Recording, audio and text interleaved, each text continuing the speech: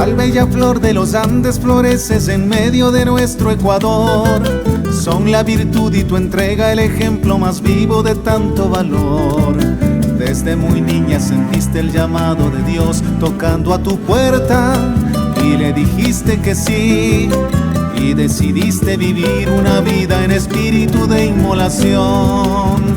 Azucena de Quito y del Ecuador, santa de este pueblo que te aclama hoy, santa de la oración y la contemplación que a todos invita a vivir para Dios en entrega total, Santa Marianita.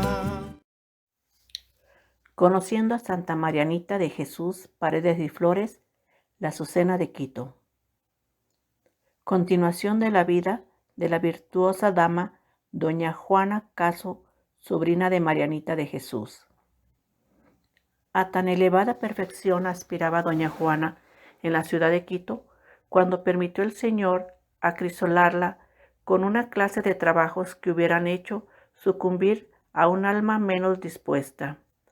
De repente perdió su buen padre Cosme de Caso toda la hacienda por haber ejercido un empleo de confianza, y privado de todo, hasta de la libertad.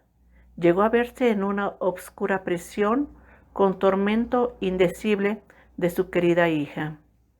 Tocaron en una buena parte los chispazos del incendio a los dos esposos, y aunque conformes uno y otro a las divinas disposiciones por evitar mayores peligros y resarcir infinitos gastos, resolvió don Juan Guerrero Salazar ausentarse de Quito.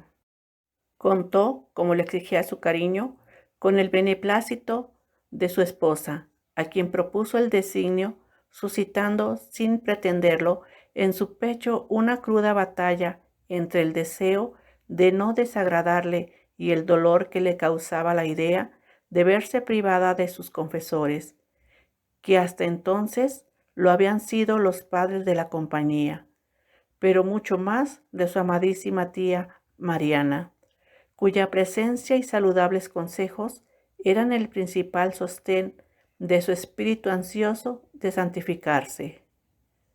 Mientras meditaba la resolución, permitió el Señor que la cándida Azucena de Quito, llamando a Mariana de Jesús, a recibir la corona de su inocentísima vida, atravesada de un dolor que ni ella misma era capaz de describir, huérfana, sola, sin maestra, sin consejera, sin la mejor amiga del mundo, le fue ya necesario huir de aquella ciudad de tan amargos recuerdos e ir a establecerse con su familia en un pueblo llamado San Miguel, a 14 leguas de Quito.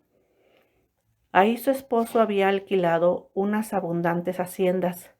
Partió para el pueblo de San Miguel, habitación de los indios. Apenas llegó a aquel pueblo, enderezó sus desvelos más a enriquecer su alma que a cultivar y acrecentar su hacienda. Y lo primero que dispuso fue promover el culto y la devoción de la Reina de los Ángeles, dotando de su bolsillo una misa cantada todos los sábados y reuniendo en tales días ramilletes y otros adornos, con lo que logró enfervorizar tanto a aquellas gentes que de muy distante acudían alegres a honrar y festejar a María. Llegó doña Juana a hacerse amar en el pueblo de San Miguel, mas este cariño llegó a su colmo en ocasión de verse acometida la provincia de una peste maligna de viruela, que en breve tiempo hizo entre los indios espantable destrozo. Se propagó en el pueblo el contagio, y la compasión se apoderó de su alma, y el vivo deseo que concibió de acudir con el posible remedio. Provista de limones, azúcar y vinagre, recorría las casas de los enfermos y con sus propias manos les prodigaba el consuelo y los curaba. Y porque la principal dolencia de muchos era la pobreza, Mandó que mientras durara la peste, se preparase la comida en su casa en grandes ollas, para que todos supieran dónde tenían alimento y refugio. No pudiendo ella conocer a todos, hizo correr la voz de que todos, sin excepción, podían acudir a manifestarle por sí o por otros sus necesidades, las que remediaban tan bien y con tanta prontitud que confesaban después un sinnúmero que si vivían aún en el mundo era por la caridad heroica de doña Juana. Llevaba a su misma casa los difuntos que no dejaban con qué pagar el entierro, y todo corría por su cuenta, pasando de 3 y 4 los que enterraba diariamente. Con afecto más que de madre, recogió en su casa a cuantos niños de uno y otro sexo hizo huérfanos la peste, y prodigó halagos y beneficios a cada uno como si no tuviera otro. Apenas se advertía que la enfermedad era grave, ponía su principal esmero en disponer al doliente con los actos necesarios para recibir el santo viático, y aplicó doña Juana toda su intención a superar los obstáculos con el feliz resultado de la salvación de muchos. A pesar de lo mucho que veía doña Juana valerse el Señor de su cooperación para obrar el bien de las almas, no descansaba un momento desde que pudo suponer que agradaría a su Dios, más que todo, el que le consagrase los días que le quedaban de vida, profesando perfección evangélica en religiosa comunidad con el beneplácito de su esposo. Llegó en esto a su noticia que en cumplimiento de una real cédula obtenida por el ilustrísimo señor don Agustín de Ugarte y Sanabria, obispo de Quito, para fundar en ella un convento de carmelitas descalzas que salían de la ciudad de Lima las fundadoras, y llevada de la opinión de la santa vida y ajustada observancia de aquellas madres, sabiendo que la profecía de su tía Mariana, de la que hablaré en su lugar, que la fundación había de hacerse en su propia casa, pidió encarecidamente a su esposo la permitiese retirarse a aquella ejemplar comunidad con sus 2 hijas, que por ser suya la casa no habían menester de dote.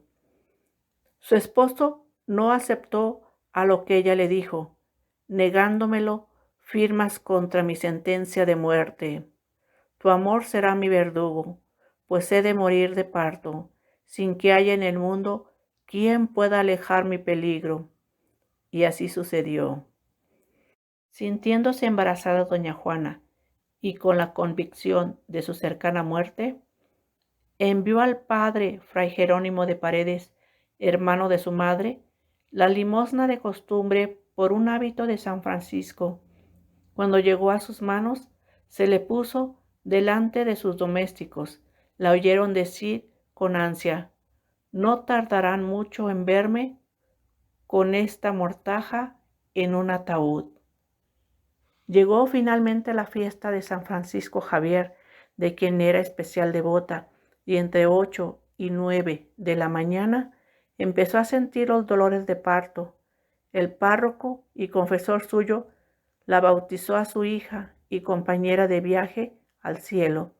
Inclinó con suma paz la cabeza y en los brazos de su amada hija Catalina, entre amorosos coloquios con Jesucristo, entregó en sus manos el alma para poseerle y gozarle eternamente, como hace esperarlo su santa vida.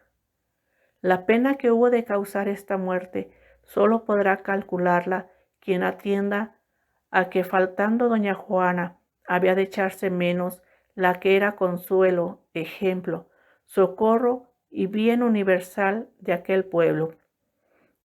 A sus funerales asistieron los religiosos de 4 órdenes establecidas en aquella población de la Tacunga, con muchos de sus vecinos, y todos hubieron de admirar lo muy hermoso y agraciado que quedó el rostro de la difunta. Se depositó el cadáver en la iglesia de San Miguel, mientras se fabricaba en Quito la de las Carmelitas, a la que al cabo de 6 años se trasladó y se le colocó en la bóveda de la capilla de Nuestra Señora del Carmen, donde descansa, teniendo por sepulcro la misma casa que le sirvió de cuna. El capellán de Santa Teresa, sacerdote docto y virtuoso, hizo deposición de que al sacar el venerable cuerpo para trasladarle, se encontró tan entero y con el rostro tan hermoso y agradable que no pudo menos de atribuirse a milagro, con el que el Señor pretendía honrar a la que en vida cuidó tan de veras de procurar su gloria. Murió esta santa matrona dechado de señoras casadas a los 33 años de edad en el mismo día y hora que los cumplía. Tomado del libro del padre Jacinto Morán de Butrón. De pestes y terremotos pedías a Dios que salvara al país, y hasta tu vida ofrendaste por un sacerdote que iba a morir. Tu decisión, tu valor son una lección para nuestro tiempo. Podemos servir a Dios sin importar el lugar, ni las circunstancias, ni la condición. Azucena de Quito y del Ecuador, santa de este pueblo que te aclama hoy, santa de la oración y la contemplación que a todos invita a vivir para Dios en entrega total. Santa Marianita.